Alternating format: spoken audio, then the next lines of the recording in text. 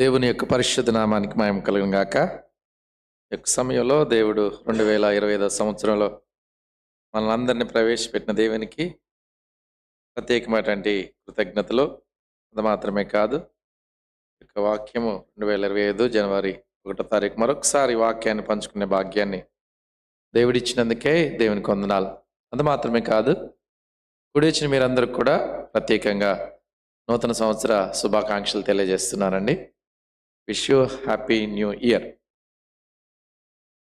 అంత మాత్రమే కాకుండా మొదటి వర్తమానం చెప్పిన వివేక్ బ్రదర్ కూడా ప్రత్యేకమైనటువంటి వందనాలు. ఎందుకంటే I learn something in my personal life. వ్యక్తిగతంగా కూడా నేను కొన్ని నేర్చుకున్నా. దేవుని బిడ్డలారా, మీరు విలియం కేరీ గురించి విన్నారో వినలేదో కానీ మన భారతదేశ చరిత్ర మాత్రం ఎక్కువ చెప్పదు, బట్ చాలా ఉంది. విలియం కేరీ 40 భాషల్లో సింగిల్ పర్సన్ ఒక్కడే 40 భాషల్లో బైబిల్ని తర్జుమా చేశాడండి. స్కూల్స్, ఆ రోజుల్లో ఆడపిల్లలకి స్కూల్స్ ఉండేవి కాదు. అందరికీ చదువు రావాలని, చదువు ఉండాలని 100కు పైగా పాఠశాలలో స్కూల్ స్టార్ట్ చేశాడు ఒక్కడే. అంటే టీం ఉంది. భారతదేశంలో మొట్టమొదటి యూనివర్సిటీ 18th సెంచరీలో ఉంటే అది సెరంపూర్ యూనివర్సిటీ, అంటే విలియం కేరీ ద్వారా. భారతదేశంలో ఒకప్పుడు చక్రవడ్డీ, అంటే కొంతమంది షావుకారులు ఏం చేసేవాళ్ళంటే చక్రవడ్డీ వ్యాపారంతో మనం అప్పు తీసుకుంటే మన ఇల్లులు, మన వాకిళ్ళు, మన ల్యాండ్స్ అన్నీ స్వాహా చేసుకునేవాళ్ళు. ఒక 1000 రూపాయలు 100 రూపాయలు తీసుకుంటే అప్పట్లో అలానే ఉండేది. కానీ ఈ పరిస్థితిలో ఎవరికి పోకూడదని సేవింగ్స్ బ్యాంక్స్ ఇంట్రడ్యూస్ చేసిన వ్యక్తి భారతదేశంలో విలియం కేరీనే. ఇంకా సతీ, భర్త చనిపోయినప్పుడు భార్య చితిమంటల్లో చనిపోకూడదని కుల వ్యవస్థ కోసం, ఇంకా అనేక వర్గాల కోసం పోరాడిన వ్యక్తి విలియం కేరీ. భారతదేశంలో ఈరోజు ప్రింటింగ్ మిషన్ ఉందంటే ప్రింటింగ్ మిషన్ తెచ్చింది కూడా విలియం కేరీనే. భారతదేశంలో వార్తాపత్రికలు కానీ, ఏదైనా న్యూస్ పేపర్స్ కానీ, ఏవైనా మ్యాగజైన్స్ నడుస్తున్నాయంటే దానికి కారణం విలియం కేరీనే. ఇంకా భారతదేశంలో రైల్వే వ్యవస్థ, ముఖ్యంగా స్టీమ్ ఇంజన్ ప్రారంభమైందంటే దానికి కారణం కూడా విలియం కేరీనే. భారతదేశంలోని ఇంగ్లీష్ న్యూస్ పేపర్స్తో పాటు జంతు శాస్త్రం, బోటనీ, వృక్షశాస్త్రం, ఇంకా సోషల్ సైన్సెస్ ఇవన్నీ విరివిగా ప్రాచుర్యంలోకి పొందిన కారణం ఏంటంటే విలియం కేరీ. ముఖ్యంగా భారతదేశంలో భాషలు, అంటే ఈ లిపులు ఉన్నాయి చూసారా, తెలుగు లిపి, హిందీ, సాంస్క్రిట్ ఇవన్నీ ఉన్నాయంటే విలియం కేరీనే. అంతకుముందు ఉండేవి కాదు, ఉన్నా కొంతమంది దగ్గర మాత్రమే ఉండేది. ఇంకా తెలుగు భాషా చరిత్ర మీరు చదివితే తెలుగు భాషను అభివృద్ధి చేసిన వాళ్ళల్లో విలియం కేరీ ఉంటాడు. ఇంకా మనం చూస్తే తెలుగు భాషా నిఘంటు తయారు చేసిన వాళ్ళల్లో ఈయన కూడా ఉంటాడు. అంటే సిపి బ్రౌన్ తెలుగు భాషా నిఘంటు వినే ఉంటారు. మన తెలుగులు కాదు, తెలుగు భాషని నిఘంటువులు చేసింది వేరే వాళ్ళు చేశారండి.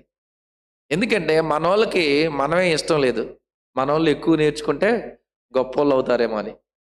కానీ మిషనరీస్ విలియం కేరీ వచ్చి ఇవన్నీ చేసింది ఒకే ఒక్కడండి, విలియం కేరీ. నేను చేసిన దాంట్లో, నేను చెప్పిన వాటిలో కొన్ని మాత్రమే విలియం కేరీ చేశాడండి. ఇవన్నీ చేయడానికి ముందు విలియం కేరీ ఒక స్క్రిప్చర్ పోర్షన్, బైబిల్ పోర్షన్ ఇంగ్లాండ్లో ఉండి ప్రసంగం చేశాడండి. ఆ ప్రసంగం ఏంటో ఈరోజు మనం చూద్దాం.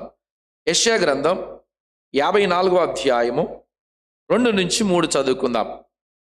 యెషయా గ్రంథం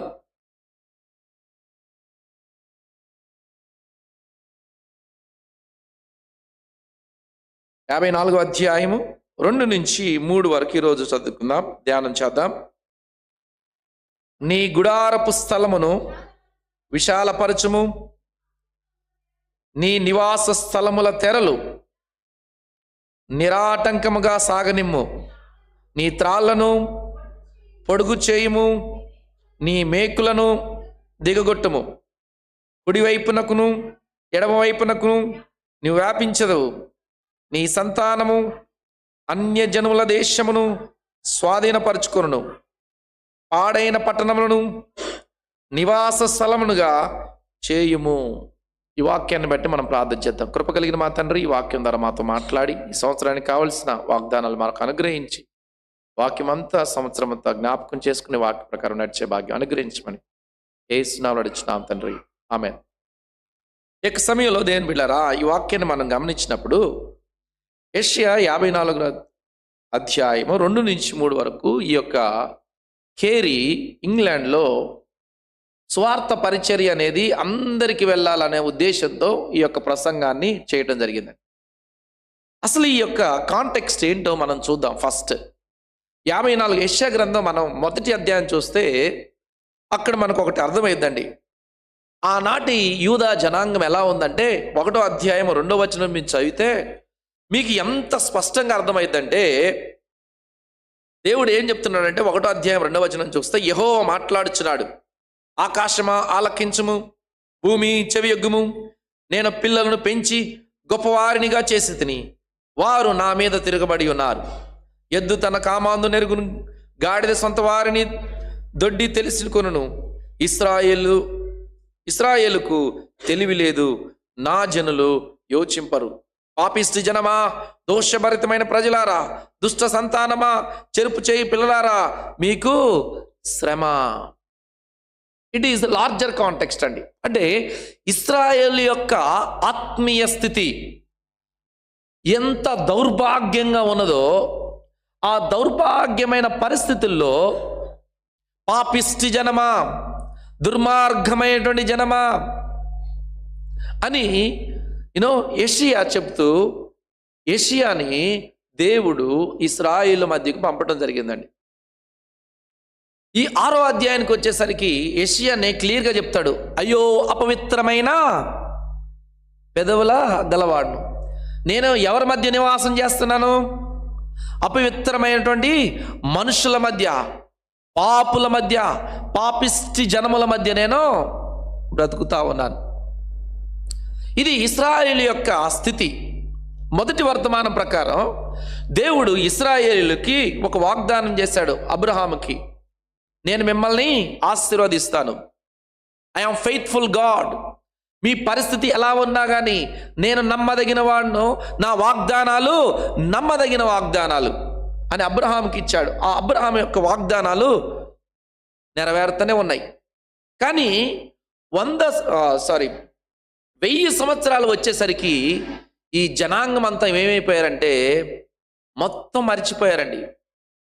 అసలు ఇర్మియా దగ్గరకు వచ్చేసరికి ప్రవక్తింపకుండా ఉండునా? ఏంటండి ప్రవక్త అంటే? అయ్యగారు వాక్యం చెప్పుకోకుండా ఉంటాడా? సంఘ పెద్దలు వాక్యం చెప్పుకోకుండా ఉంటారా? మేము మా పనులు మేము చేయకుండా ఉంటామా అంటే మా పనులు మేము చేస్తూనే ఉంటాం. వీ డోంట్ కేర్, మేము వాటి గురించి పట్టించుకో. అంత దౌర్భాగ్యమైనటువంటి పరిస్థితుల్లో ఉన్నప్పుడు ఇక 53వ అధ్యాయానికి వచ్చేసరికి నౌ గాడ్ ఈజ్ ఫెయిత్ఫుల్. అట్లాంటి వారి మధ్య కూడా, అట్లాంటి వారికి కూడా మొదటి అధ్యాయంలో మనం చూసినప్పుడు నేను పిల్లలను పెంచి, పెద్దవారిని కాదు గొప్పవారిని, ఓకేనా, గొప్పవారిని చేసిన వాళ్ళు మొత్తం మరిచిపోయారు, పాపిష్టి జనంగా ఉన్నారు. మరి ఈ పాపిష్టి జనానికి కూడా నేను ఎవరినో తెలుసా? నమ్మదగిన వాడిని. ఇప్పుడు 52వ అధ్యాయం నుంచి దేవుడు ఏం చెప్తున్నాడంటే, దేవుని బిడ్డలారా, ఆ పాపిష్టి జనానికి ఆయన రక్షణను తీసుకుని వస్తున్నాడండి. అందుకే ఇప్పుడు 53వ అధ్యాయానికి వచ్చేసరికి ఆ రక్షకుడు ఏం చేశాడండి? ఆ జనము కోసం, మనందరి కోసం ఏం చేశాడండి? ప్రాణం పెట్టాడు. ఇప్పుడు 53వ అధ్యాయంలో మనం ఎన్నోసార్లు చదువుంటాం. 2వ వచనంలో చూస్తే ఏం చేశాడండి?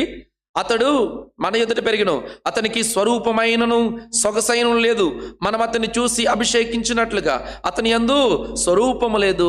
ఇక్కడ చూడండి, ఇదంతా సిలువను గూర్చినటువంటి శ్రమ. వీరందరి కోసం, మనందరి కోసం ఆయన పడినటువంటి ప్రయాస, కష్టము 53వ అధ్యాయంలో ఉన్నదండి. ఎప్పుడైతే ఈ యొక్క 53వ అధ్యాయంలో ది సర్వెంట్, ఈ దాసుడు, మన కోసం వచ్చినటువంటి ఈ దాసుడు శిలువ మీద జయాన్ని పొందాడో, ఆ జయం పొందిన తర్వాత ఇశ్రాయేలుకి ఇచ్చేటువంటి నిరీక్షణ వాగ్దానం ఏంటంటే 54వ అధ్యాయము 2 నుంచి 3 వరకు. మొట్టమొదటి అధ్యాయంలో వీళ్ళు పాపిష్టి జనంగా ఉన్నారు. 53వ అధ్యాయానికి వచ్చేసరికి నమ్మదగిన ఆ దేవుడు వారి కోసము యేసుక్రీస్తును పంపి వారికి ఏమిచ్చాడండి? రక్షణ ఇచ్చాడు. ఆ రక్షణలో వీరికి ఒక సమస్య ఏంటంటే, వారికి బబులోను శ్రమ, 70 సంవత్సరాల శ్రమ, కూడా 70 సంవత్సరాల చెర, క్యాప్టివిటీ. ఆ క్యాప్టివిటీలోకి, ఆ చెరలోకి వెళ్ళబోతున్నారని కూడా యెషయా చెప్పాడు. వెళ్ళిన తర్వాత మీకొక నిరీక్షణ వస్తుంది. ఆ నిరీక్షణే, ఆ వాగ్దానమే ఈ 2-3 వచనాలు. Do not be dismayed. మీరు వేదన పడొద్దు, మీరు బాధపడొద్దు, మీరు శ్రమ పడొద్దు, మీరు ఇబ్బంది పడొద్దు అని చెప్పుకుంటూ యెషయా 53 నుంచి 54వ అధ్యాయానికి వచ్చేసరికి ఈ మాటలు చెప్తా ఉన్నాడు.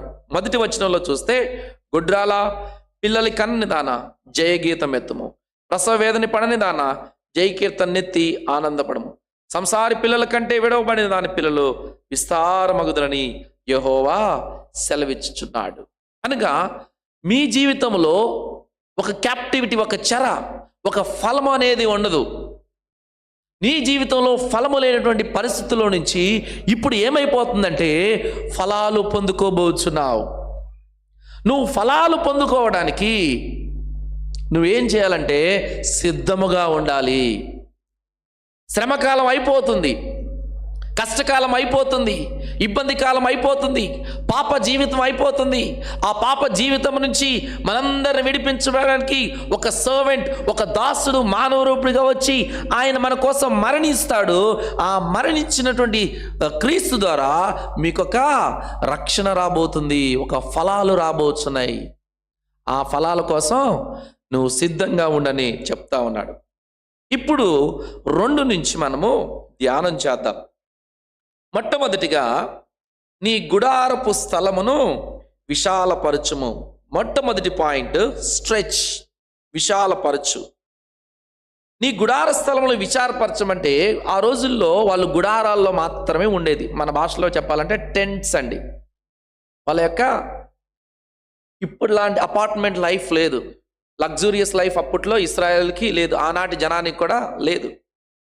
కానీ నీ యొక్క గుడార స్థలాన్ని విశాలపరచడం అంటే దేవుని బిడ్డలారా, మన నివసిస్తున్నటువంటి స్థలములో మనం ఏం చేయాలంటే విస్తారమైనటువంటి వసతులు కలిగేలా, విస్తారమైనటువంటి ప్రదేశంలో మనం జీవించేలా, విస్తారమైనటువంటి జనానికి మనం ఆశీర్వాదకరంగా ఉండేలా, విస్తారమైనటువంటి ప్రజలకు మనం ఆశీర్వాదకరంగా ఉండేలా దేవుడు ఏం చెప్తున్నాడంటే ఇశ్రాయేలుకి, నీ గుడారమును విశాలపరచు. అనగా నీ ఎబిలిటీ ఉందో చూసారా, నీ సామర్థ్యము, ఆ సామర్థ్యాన్ని ఇక్కడే ఉంటా అంటావు. అర్థమవుతుందా? నా ఎబిలిటీ ఖమ్మంలో ఉన్నావా, నేను ఖమ్మంలోనే స్థిరపడిపోతాను. నా ఎబిలిటీ ఒక స్కూల్లో పనిచేస్తున్నావా, ఈ స్కూల్లోనే సెట్ అయిపోతాను. నా ఎబిలిటీ ఇంతే. అర్థమవుతుందా? నా సామర్థ్యం ఇంతే. ఇంతకన్నా నేను ఎక్కువగా కష్టపడలేను, ఇంతకన్నా నేను ఏం చేయలేను. ఇప్పుడే అత్యున్నతమైనటువంటి ఎబిలిటీని, సామర్థ్యాన్ని ప్రదర్శిస్తున్నాను అని నీవు నేను అనుకోవచ్చు. కానీ ఈ 2025వ సంవత్సరంలో చెప్పేది అంటే ఎక్స్పాండ్ యువర్ ఎబిలిటీ. ఏం చేయాలి? నీ యొక్క శక్తి సామర్థ్యాలు విశాలపరచమని చెప్తా ఉన్నాడు. ఇశ్రాయేలు కూడా అదే. ఇది ఎవరి ద్వారా మనకు సాధ్యమైందంటే క్రీస్తు ద్వారా మాత్రమే సాధ్యమైంది. ఇంకా మనం గమనిస్తే ఈ ఆజ్ఞ గుడారం అనేది ఇక ఇశ్రాయేల్ యొక్క ఆశీర్వాదాలు ఎక్స్పాండ్ చేయడానికి ఉపయోగపడుతుందండి. అనగా వారు ఆశీర్వాదాలకి ఈ యొక్క అధ్యాయము మొట్టమొదటి మెట్టండి. 53వ అధ్యాయం ఇంటికి వెళ్ళి చదవండి. వారి ఆశీర్వాదానికి ప్రారంభము ఈ 54వ అధ్యాయము, నిరీక్షణ సంబంధించినటువంటి వాక్యం. కాబట్టి మన వ్యక్తిగత జీవితంలో, మన ఆధ్యాత్మిక జీవితంలో విస్తరించటం అనేది చాలా చాలా ఇంపార్టెంట్ అండి. 20లో ఎలా ఉన్నావు? 25లో ఎలా ఉన్నావు? విస్తరించావా? కృంగిపోయి ఉన్నావా? 24లో ఎలా ఉన్నావు? 25లో ఎలా ఉన్నావు? నీ ఆశీర్వాదాలు విస్తరించబడుతున్నాయా? నీ సామర్థ్యము విస్తరించబడుతుందా? నీ గుడారము విస్తరించబడుతుందా? నీ దేహం అనేటువంటి ఈ గుడారము, నీ ఆత్మీయ జీవితం అనేటువంటి ఈ గుడారము ఏ విధంగా ఉంది? నిశ్చలమైన స్థితిలో అలానే ఉందా? విస్తరించబడుతూ ఉందా అనేది మనం పరిశీలించుకుందాం. అందుకే it is our prayer that we should pray like a Jabez or Jabez లాగా మనం ప్రార్థించాలి. ఒక్కసారి మొదటి క్రానికల్స్, మొదటి దినవృత్తాంతాల గ్రంథం 4వ అధ్యాయం 10వ వచనం చూడండి.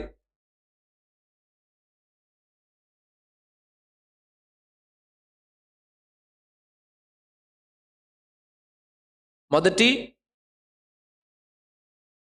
యొబ్బేజు ఇశ్రాయేలు దేవుని గూర్చి మొరపెట్టి, నీవు నన్ను నిశ్చయముగా ఆశీర్వదించి నా సరిహద్దుని విశాలపరిచి నీ చెయ్యి నాకు తోడు ఉండ దయచేసి నాకు కీడు రాకుండా దానిలో నుండి నన్ను తప్పించుము అని ప్రార్థింపగా దేవుడు అతని మనవి చేసిన దానిని అతనికి దయచేస్తున్నాడు. ఇక్కడ యెషయా గ్రంథం 54:2లో ఏం చేయాలంటండి? మన యొక్క గుడారాలు విశాలపరచాలి. ఇక్కడ యొబ్బేజు ప్రార్థన కూడా ఏమని చెప్తున్నాడు? నీవు నన్ను నిశ్చయముగా ఆశీర్వదించి నా సరిహద్దును విశాల పరిచి. అర్థమవుతుందండి? మన పరిచర్య కానీ, మన పర్సనల్ లైఫ్ కానీ, మన ప్రొఫెషనల్ లైఫ్ కానీ, మన ఏ జీవితం అన్నా కానీ ఏమైపోవాలంటే విశాలపరచబడుతూ ఉండాలి. వ్యక్తిగత జీవితంలో బైబిల్ రీడింగ్లో కూడా స్ట్రెచ్ అవుతూ ఉండాలి. ప్రార్థనా జీవితంలో విశాలపరచబడాలి. వ్యక్తిగత పరిచర్య విషయంలో విశాలపరుస్తూ ఉండాలి. అది మాత్రమే కాదు, ఇంకా ఆత్మీయంగా ప్రొఫెషనల్ లైఫ్లో ఎప్పటికప్పుడు ఎదుగుతూ ఉండాలి. మనం చూసాం, విలియం కేరీ వచ్చినప్పుడు ఏమన్నా ఉందా అండి? నో. కానీ ఆయనంతా విశాలపరిచి భారతదేశానికి ఒక గొప్ప ఆశీర్వాదకరంగా ఉన్నాడండి. ఇది విశాలపరచడం అంటే. కాబట్టి మనము కూడా మనకున్నటువంటి సౌకర్యాలు ఉంటాయి చూసారా, ఆ సౌకర్యాలు విడిచిపెట్టాలి. ఒక్కోసారి ఏం చేద్దాం? ఈ గుడారం చాలు. అర్థమవుతుందా? ఈ గుడారం చాలు, ఈ చర్చ్ చాలు, లేకుంటే ఈ భక్తి చాలు, ఈ విశ్వాసం చాలు, ఈ ప్రార్థన చాలు, ఈ స్థితి, ఈ పరిస్థితి చాలు అనుకుంటాం. No, God is not satisfied. Why God has called you, why God has died for you. దేవుడు నిన్ను, నన్ను, మనందరిని ఎందుకు పిలిచి ఏర్పరచుకున్నాడు తెలుసా? ఆయన సువార్త అందరికీ విశాలపరచబడాలని పిలిచాడు. నీవు నేనేందో భక్తిపరులమని కాదు, పరిశుద్ధులమని కాదు, పవిత్రులమని కాదు, నిరాడంబరులమని అస్సలే కాదు. ఆయన నమ్మదగినవాడు కాబట్టి ఆయన ఏం చేశాడండి? అపనమ్మకస్తులైన మన కోసం ప్రాణం పెట్టి ఆయన నిన్ను నన్ను ఏర్పరచుకొని ఆ పరిచర్యను విశాలపరచడం కోసం నిన్ను నన్ను పిలిచాడు ఈ 2025 సంవత్సరంలో. ప్రతి స్థితిలో మనం విశాలపరచబడాలని. ఈ నూతన సంవత్సరంలో నీవు నేను కొన్ని పరిశీలించుకోవాలి. నా జీవితంలో ఏ విషయంలో విస్తరించాలి ఒక్కసారి ఆలోచించుకోండి. ఏ విషయంలో విస్తరించాలి? 5 సంవత్సరాల క్రితం నీ భక్తి ఎలా ఉంది? నీ ప్రొఫెషనల్ లైఫ్ ఎలా ఉంది? సేమ్ ఉంటే God is not satisfied with you. నీ చదువైనా పర్లే అంతే. నీ ఏ పనైనా కానీ అప్పుడు ఎలా ఉంది ఇప్పుడు ఎలా ఉందో ఒక్కసారి పరిశీలించుకోవాలి. దేవుడు నాకున్న పరిస్థితులను బట్టి ఎలా విస్తరించాలనుకుంటున్నాడు అంటే మనం ఎలా గ్రో అవ్వాలి, ఎలా అభివృద్ధి చెందాలి, ఎలా ఆశీర్వాదకరంగా ఉండాలి నీ కుటుంబానికి, నీ పక్క కుటుంబానికి, నీ రక్త సంబంధుల కుటుంబానికి ఏ విధంగా ఆశీర్వదించాలి. అది విస్తరణ అంటే, అది భక్తి జీవితం అంటే. కాబట్టి ఇశ్రాయేలుకు చెప్పిన మాట, నీ గుడారపు స్థలములను విశాలపరచు. నువ్వు ఒకే ప్లేస్లో ఏంటండి నీకున్నటువంటి సౌకర్యాలను బట్టి ఇక్కడే ఉండిపోతుంటే కుదరదు. నువ్వు రెడీగా ఉండకపోతే దేవుడు ఇంకొకరికి ఛాన్స్ ఇస్తాడండి. నువ్వు సిద్ధంగా లేకపోతే దేవుడు ఇంకొకరికి ఇస్తాడు. అవకాశాలు అనేవి ఇస్తూనే ఉన్నాడు. 2020, 21, 22, 23, 24, 25 ఇస్తూనే ఉన్నాడు అవకాశాలు దేవుడు. రెండవ మాట మనం గమనిస్తే, మొదటి మాట విశాలపరచు, స్ట్రెచ్. రెండవ మాట స్థిరపరచు, స్టెబిలిటీ ఆర్ స్టేబుల్. ఏముందండి నెక్స్ట్ మాట? నీ నివాస స్థలములు తెరలు నిరాటంకముగా సాగనిమ్ము. ఇంగ్లీష్ వెర్షన్లో డు నాట్ హోల్డ్ బ్యాక్ అనగా నీ పాత జీవితంలో ఉన్నటువంటి తెర ఉంటుంది చూసారా, ఇక వాటిని నువ్వు అసలు పట్టుకోవద్దు. నీ తెరలు ఏం చేయాలి? ఇప్పుడు విస్తారముగా ఇలా సాగిపోతూనే ఉండాలి తప్పితే నీ టెంట్, ఆ తెర అనేది విస్తారంగా సాగిపోవాలి తప్పితే నీ తెర ఇక్కడే ఉంటుంది కదా, ఇదే పట్టుకుంటా, ఇక్కడే త్రాళ్ళు ఉంటాయి, ఇక్కడే ఏముంటాయి కర్రల మేకులు ఉంటాయి, ఇక్కడే పెట్టుకుంటా. నో. ఇక్కడ స్థిరపరచబడాలి. దేని మీద స్థిరపరచబడాలి? దేవుని యొక్క వాక్యం మీద నువ్వు స్థిరపరచబడాలి. అది ఇక్కడ చెప్పేదంటే, నీ నివాస స్థలముల తెరలు నిరాటంకముగా సాగనిమ్ము అనగా పాత జీవితంలో ఉన్నటువంటి పాప జీవితం ఉంటుంది చూసారా, డు నాట్ హోల్డ్ బ్యాక్, అది దాని అర్థం. Do not hold back the things that which are inedible అనగా అసహ్యమైనవి, పనికిరానివి, అవి నువ్వు పట్టుకొని అస్సలు పోగొద్దు. పోయిన సంవత్సరం 2024 సంవత్సరంలో శరీరానుసారంగా నువ్వు దేవునికి ఏం చేయాలండి? ఆశీర్వాదకరంగా ఉండాలి, నూతనత్వం కలిగి ఉండాలని మనం నేర్చుకున్నాం. ఇప్పుడు ఈ 2024 సంవత్సరం పాత సంవత్సరంలో ఏమైనా పాతవి ఉన్నట్లయితే అస్సలు పట్టుకోవద్దు. Do not hold them back. అలా కాకుండా పరిశుద్ధమైన వాటిని, పవిత్రమైన వాటిని నువ్వేం చేయాలంటే నిరాటంకంగా పట్టుకొని కొనసాగుతూ ఉండాలండి. ఇంకా ఈ యొక్క తెరలు దేవుడు మనకు దేనికి ఇచ్చాడంటే, దేవుని బిడ్డలారా, ఆయన మనల్ని కాపాడటం కోసం ఇస్తాడండి. ఇశ్రాయేలుకి షేడ్, ఇశ్రాయేలుకి ఒక నీడగా, ఒక వసతిగా, ఒక సంక్షేమం కోసం ఇచ్చినటువంటి ఆ తెరలో ఇప్పుడు ఏమైపోవాలంటే ఇంకా విస్తారంగా ఉండాలి. అనగా ఈ తెరలు విస్తరించడంలో ఏముంటుందో తెలుసా? క్షేమస్థితి ఉంటుందండి. నీ తెరలో, నీ కర్టెన్స్ విస్తరించబడినప్పుడు దాంట్లో క్షేమం అనేది ఉంటుంది. నీ తెరలు నిరాటంకంగా సాగిపోయినప్పుడు దాంట్లో ఏముంటుందో తెలుసా? సంక్షేమం ఉంటుంది. ఒకవేళ నీ తెర, నీ టెంట్ అనేది అలానే ఉండి నువ్వు బయటకు వచ్చావనుకో, యూ విల్ ఫేస్ స్ట్రగుల్.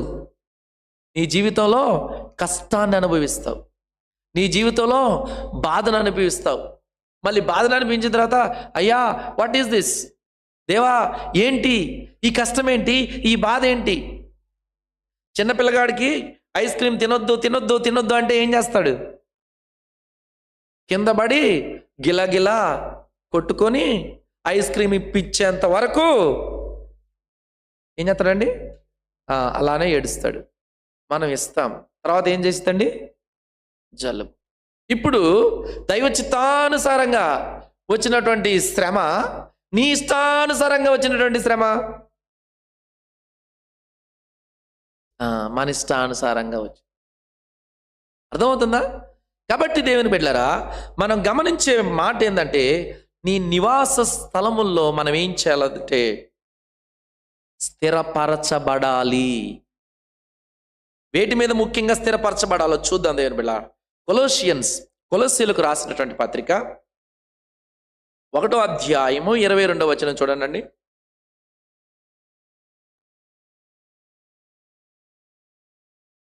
కొలస్సీలకు రాసిన పత్రిక 1వ అధ్యాయం 22. అదేనా?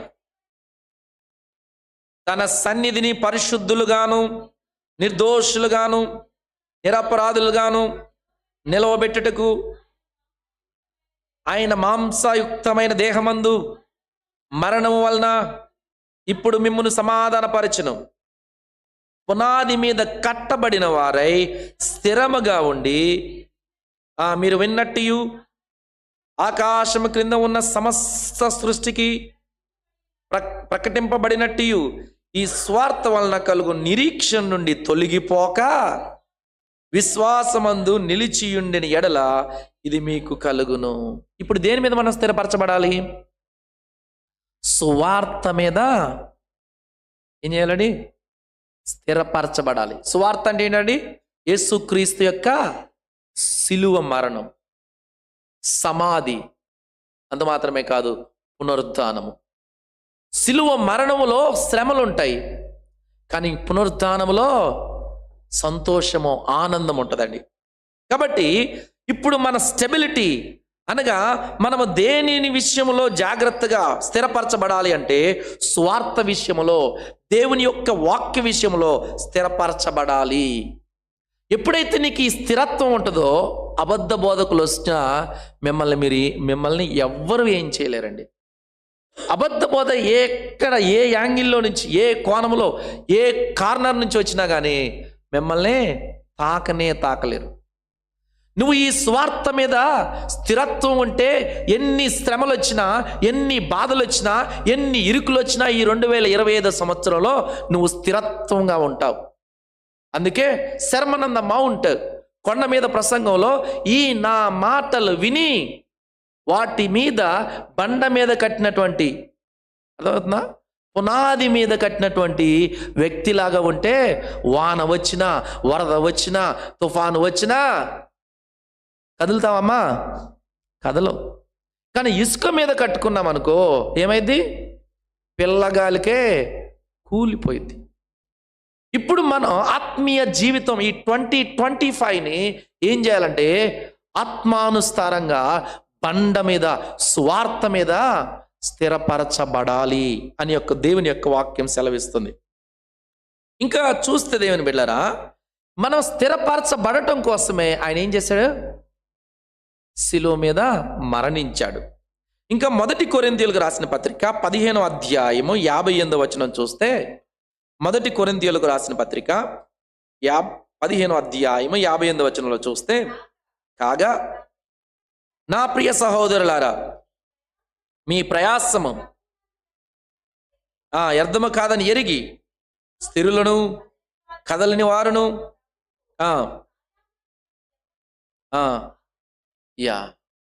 ఇప్పుడు మనం స్వార్థయందు స్థిరులై ఉండాలి, విశ్వాసమందు స్థిరులై కదలకుండా ఉండాలి. కదలకుండా ఉంటే ఏం చేయాలో తెలుసా? ప్రభు ఇచ్చిన పని ఉంటుంది చూసారా, ఏ పని అయినా దానిని ఆసక్తితో మనం చేయాలండి. నాకు ఒక్కోసారి క్వైర్ని చూసినప్పుడు చాలా సంతోషం అనిపిస్తుంది. వాళ్ళు వాక్యాన్ని చాలా శ్రద్ధగా వింటారు అనిపిస్తుంది. వెంటనే ఆ వాక్యం అయిపోగానే దానికి సంబంధించిన కాంటెక్స్చువల్గా అదే పాట పాడతారండి. మీరు గమనించారా? గమనించలేదు? అర్థమవుతుందా? అది ఆసక్తి కలిగి ఉంటాం అంటే నీకు ఇచ్చిన పని ఉంటుంది చూసారా, ఆ పనిని ఏ పనైనా ఆసక్తి కలిగి స్థిరత్వం కలిగి మనం కొనసాగించుకుంటూ పోవాలి. అది రెండవ మాట. ఇంకా తిమోతికి పౌలు ఒకటి చెప్తా ఉంటాడు. 2వ అధ్యాయం 1:6 చూస్తే, ఈ హేతువు చేత నా హస్త నిక్షేపణ వలన నీకు కలిగిన దేవుని కృపావరం ప్రజ్వలింపచేయవలనని నీకు జ్ఞాపకము చేయుచున్నాను. ఇక్కడ ప్రజ్వలింపజేయడం అంటే ఇంగ్లీష్లో రీకిండిల్. రీకిండిల్ అంటే నీకొక ఆత్మ, నీకొక గిఫ్ట్ని దేవుడు అనుగ్రహించాడు, నీకొక కృపావరాన్ని దేవుడు అనుగ్రహించాడు. టీచింగ్ అయితే టీచింగ్, విశ్వాసం అయితే విశ్వాసం, ప్రార్థన అయితే ప్రార్థన, వాక్యాన్ని బోధించడం అయితే వాక్యం బోధించటం, ఇతరుల్ని బలపరచడం అయితే ఇతరులను బలపరచటం, ఓదార్చడం అయితే ఓదార్చటం, ఇట్లాంటి కృపావరం ఇచ్చాడు చూసారా. ఆ కృపావరం వెలుగుతుంది, కానీ దాన్ని ఇప్పుడు ఏం చేయాలంటే ప్రజ్వలింప చేయాలి, రీకిండిల్ చేయాలి. అనగా మంట వెలుగుతుంది అనుకోండి, మధ్యలో పెట్రోల్ పోస్తే ఏమైంది? That is called rekindling. అది ప్రజ్వలింపజేయడం అండి. ఇప్పుడున్నటువంటి వరం ఉందో చూసారా, ఆ వరాలని, ఫలాలని, ఆ గిఫ్ట్స్ని మనం ఏం చేయాలంటే, ఇంకా ఆత్మచేత మనం ఏం చేయాలంటే పెట్రోల్ పోసినట్టుగా ఎక్కువగా ప్రజ్వలింప చేయాలా మనం స్థిరపరచబడాలి. సో మొదటి మాట విశాలపరచాలి, రెండవ మాట స్థిరపరచాలి, మూడవ మాట ఏంటో చెప్పండి? బలపరచాలి. చూడండి, నీ త్రాళ్ళను, యెషయా గ్రంథం, అక్కడి నుంచి మనం ఎక్కడికి పోకూడదు మళ్ళీ. నీ త్రాళ్ళను పొడుగు చేయము, నీ మేకులను దిగగొట్టుము. ఒక్కసారి టెంట్ తెలుసు కదా, ఫంక్షన్ జరిగినప్పుడు ఎట్టుంటుందో అదే టెంట్ని జ్ఞాపకం చేసుకోండి, అంతే. కాబట్టి మెటాఫరికల్ యూసేజ్ ఇదంతా. ఓకే, పోల్చటం, ఉపమానంగా. ఇక్కడ త్రాళ్ళు, మేకులు గుడారం యొక్క స్థిరత్వాన్ని తెలియజేస్తాయండి. అంటే నీ ఆత్మీయ భక్తి యొక్క స్థిరత్వాన్ని తెలియజేస్తాయి. తాళ్ళు లూజుగా ఉన్నాయి అనుకోండి, ఏమైపోద్దండి? టెంట్ పడిపోద్ది. మరి కొట్టిన మేకులు ఉంటాయి చూసారా, ఆ మేకులు కూడా గట్టిగా లేవనుకోండి, ఏమైపోతాయి? మళ్ళీ ఊడిపోతాయి. అలా కాకుండా త్రాళ్ళు పెంచుకొని మేకులు గట్టిగా లోపలి వరకు, అంటే పునాది వరకు గట్టిగా చేసుకున్నాం అనుకోండి, టెంట్, గుడారం అనేది స్థిరపరచబడి బలాన్ని పొందుకుంటుందండి. ఈ బలం అనేది క్రైస్తవ జీవితానికి ఈ 2025వ సంవత్సరానికి చాలా ఇంపార్టెంట్. అంతకుముందు పిల్లగాలులకే నీ టెంట్ ఏమైపోయిందో తెలుసా? ఊగిపోయింది. అందరు టెంట్లు కాదండి, కొంతమంది టెంట్లు ఈ 2024లో ఎన్ని శ్రమలు వచ్చినా, ఎన్ని బాధలు వచ్చినా, ఏంది ఒక డైలాగ్, ఈ మధ్య రీసెంట్ డైలాగ్ ఏంటది, తగ్గేదే లేదంట చూసారా. అంటే మా పిల్లలు నా ముందు అంటున్నారు, ఎంత వడగాలులు వచ్చినా, ఎంత తుఫాను గాలు వచ్చినా కొంతమంది టెంట్ అనేది అట్లనే ఉంటుంది, కొంతమంది మాత్రం పిల్లగాలులకే ఊగిపోయింది. పిల్లగాలులతో ఊగిపోతున్న టెంట్లు ఉంటాయి చూసారా, ఆ టెంట్లు ఇప్పుడు ఏం చేయాలో తెలుసా? ఆ యొక్క రేకులతో లోపలికి తిరగొట్టి తాళ్ళను పెంచి ఆత్మీయ జీవితాన్ని మనం ముందుకు కొనసాగించాలండి. అందుకే పేతురు పత్రిక 5వ అధ్యాయం 10వ వచనంలో చూస్తే, ఈ పిల్లగాలులు కానీ, అర్థమవుతుందా, ఈ తుఫాన్లు కానీ ఎందుకు వస్తాయో కూడా దేవుడు చెప్తూ, తన నిత్య మహిమకు క్రీస్తునందు మిమ్మును పిలిచిన సర్వకృపానియది దేవుడు, జాగ్రత్తగా వినండి, కొంచెము కాలము మీరు శ్రమ పడిన పిమ్మట తానే మిమ్మును పూర్ణులుగా చేసి, ఇక్కడ చూడండి, స్థిరపరిచి, రెండో పాయింట్ వచ్చింది, మూడో పాయింట్ ఇక్కడ వచ్చింది మనకి. రెండో పాయింట్ ఏంటి? స్థిరపరచబడటం. మూడో పాయింట్ ఏంటి? బలపరచబడటం. కొంచెము కాలము మట్టుకే ఏమొస్తాయి అంటండి? శ్రమలు వస్తాయి. కానీ మనం పిల్లగాలికే ఏమైపోతామండి? పిల్లగాలికి ఏమైపోతాం? పడిపోతాం. అర్థమవుతుందా? పిల్లగాలికే పడిపోతాము. కానీ కొంచెము కాలమే ఒక్కోసారి ఈ శ్రమలు ఉంటాయి, టెస్టింగ్ పీరియడ్. వై? మన మొదటి వర్తమానంలో మనం విన్నాం. ఎందుకు? మనల్ని పరిపూర్ణంగా చేయడానికి, మనల్ని బలవంతులుగా చేయడానికి, మనల్ని శక్తివంతులుగా చేయడానికి. రాత్రి వాక్యం కూడా ఎంత అద్భుతంగా ఉందో కదా. రన్నింగ్ చేసేటప్పుడు ఏం జరుగుతుందంట? మనల్ని ఎవరో చూడరు. రన్నింగ్లో ఎవరు చప్పట్లు కొట్టడానికి, పరుగు పందెంలో ఎవరు ఉండరు. కానీ పరుగు పందెంలో కొండలు, కోనలు, లోయలు అన్నీ వస్తూ ఉంటాయండి. కానీ ఆ పరుగు పందెం ముగించిన తర్వాత ఉండే సంతోషం అంటే చూసారా? ఆ సంతోషము అత్యున్నతమైనటువంటి సంతోషం అండి. అందుకే ఇప్పుడు మనం గమనించేది ఏంటంటే, స్థిరపరచబడటం మాత్రమే కాదు మనం చేయాల్సింది ఈ 2025 సంవత్సరంలో. మన ఆత్మీయ జీవితంని బలపరుచుకోవాలండి. మన ఆత్మీయ స్థితిని బలపరుచుకోవాలి. దీని ద్వారా మనకేమొస్తుంది తెలుసా? పరిపూర్ణత వస్తుంది. 2024 సంవత్సరంలో పరిపూర్ణత రాలేదా? ఒక స్టెప్ ఎక్కలేదా? ఈ 2025 సంవత్సరంలో ఎక్కాల్సిందే. ఒకటి కాదు, పాత ఎన్ని ఎక్కలేకుండా ఉన్నావో ఇప్పుడు అంతకంటే డబుల్, 2 అంతలు 3 అంతలు ఉన్నటువంటి మెట్లు ఆత్మీయ జీవితంలో ఎదగాలి. నువ్వు ప్రార్థనా జీవితంలో బలవంతుడు అవ్వాలి. అది బలపరచబడ్డాడు. మేకులంటే లోపలికి. ఇంకా వాక్యాల్ని ధ్యానం చేయడంలో నువ్వు బలపరచబడాలి. సంఘ సహవాసంలో బలపరచబడాలి.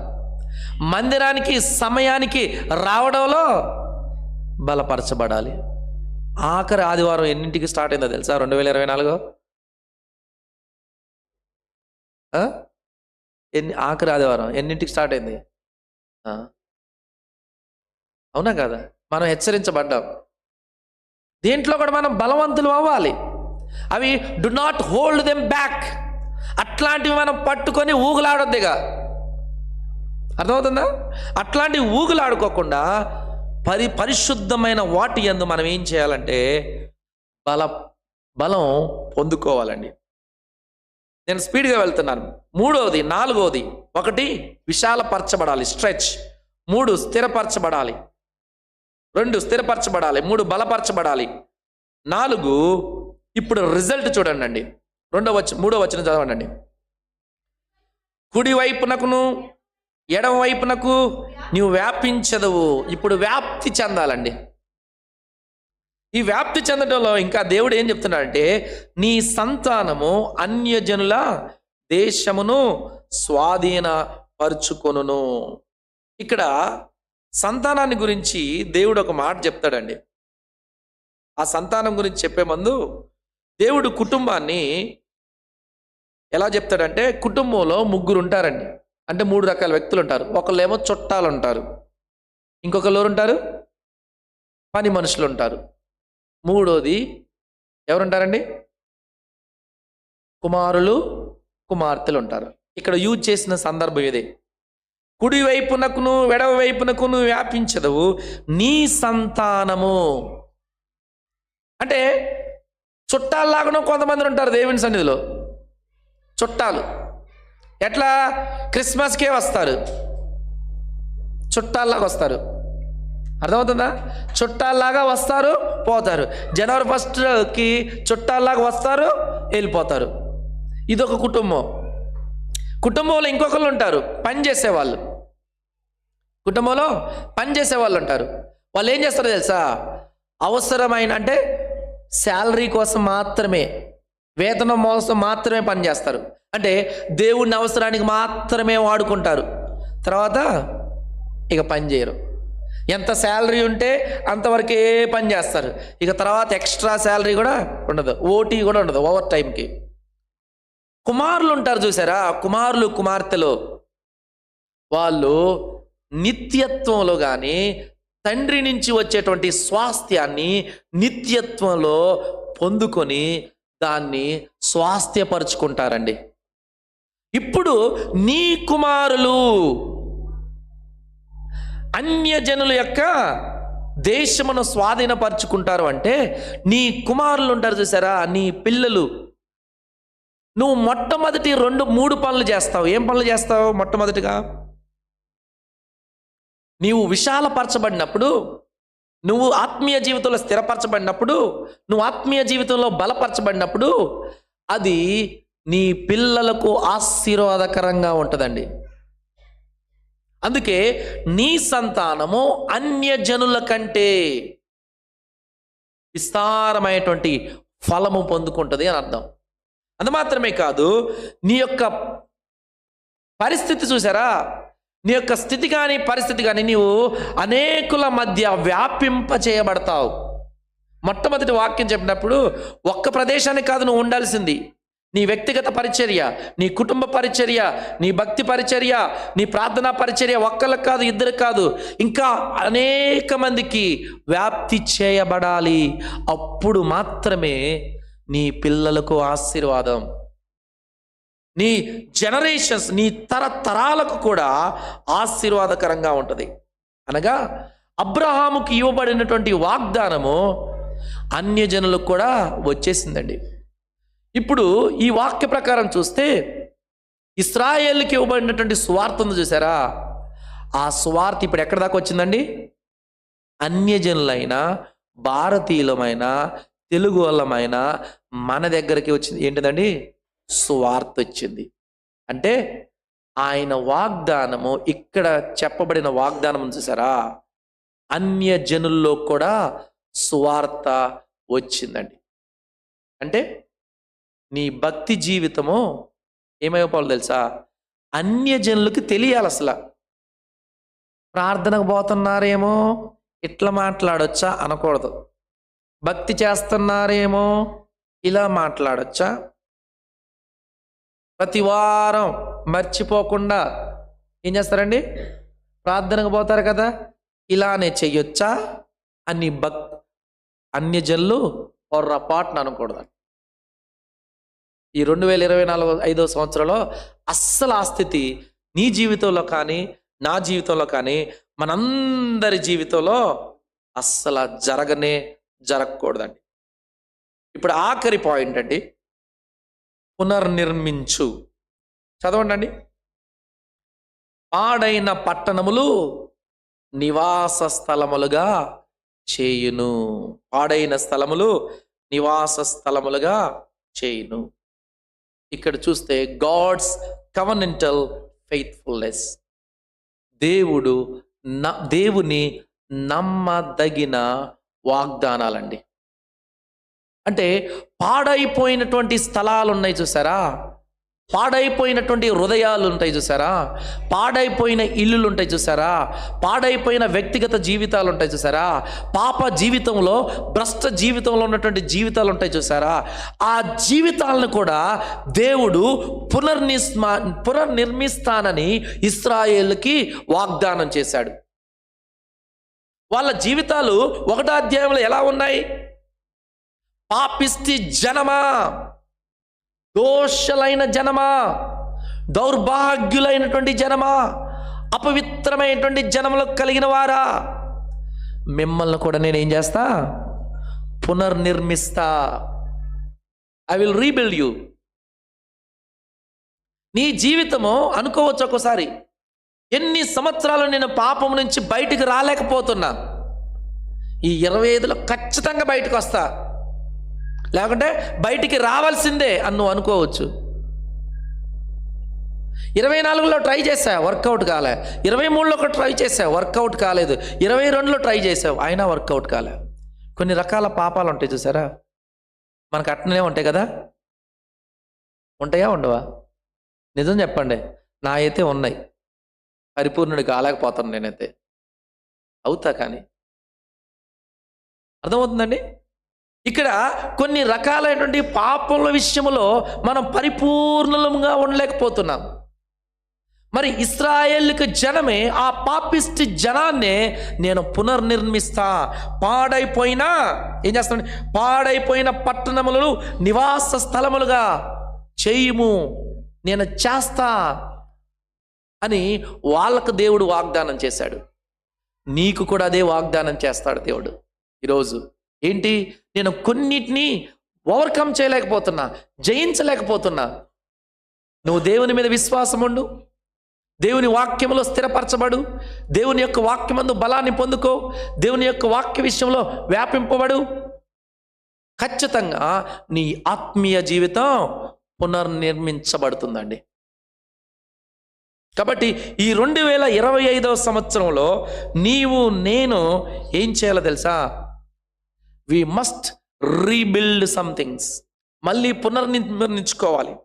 నీ విశ్వాసాన్ని పునర్నిర్మించుకోవాలి, నీ ఆత్మీయ జీవితాన్ని పునర్నిర్మించుకోవాలి, నీ వ్యక్తిగత ఆప్యాయత, నీ కుటుంబ సభ్యుల మధ్య ప్రేమ ఆప్యాయతలు ఉన్నాయి చూసారా, అవి పాత జీవితంలాగా ఉండిపోకూడదు, వాటిని కూడా పునర్నిర్మించుకోవాలి. దేవుని యొక్క వాక్య విషయంలో నువ్వు పునర్నిర్మించబడాలి. మారు మనసు పశ్చాత్తాపం విషయంలో నువ్వు పునర్నిర్మించుకోవాలి. దేవుని యందు నమ్మకం, విశ్వాస విషయంలో నువ్వు పునర్నిర్మించబడాలి. అంత మాత్రమే కాదు, సంఘ ఐక్యతలో కూడా నువ్వు పునర్నిర్మించబడాలి. ఒకప్పుడు సంఘంలో you have a great fellowship, great కొయినోనియా. ఒకప్పుడు సంఘంలో సహవాసం బాగా ఉన్నది. But they were broken down, they were destroyed, they were desolate. పాడైపోయినాయి, బ్రద్దలైపోయినాయి, కూలిపోయినాయి. But this faithful God is telling you, he will rebuild that situation. పాడైపోయిన స్థలాలను కూడా, పాడైపోయినటువంటి భక్తిని కూడా, పాడైపోయినటువంటి ఆత్మీయ జీవితాలను కూడా ఆయన ఏం చేస్తాడంటే పునర్నిర్మించగలిగిన దేవుడు. ఇశ్రాయేలు జీవితంలో కూడా దేవుడు అదే చేశాడండి. అందుకే నమ్మదగిన దేవుడు.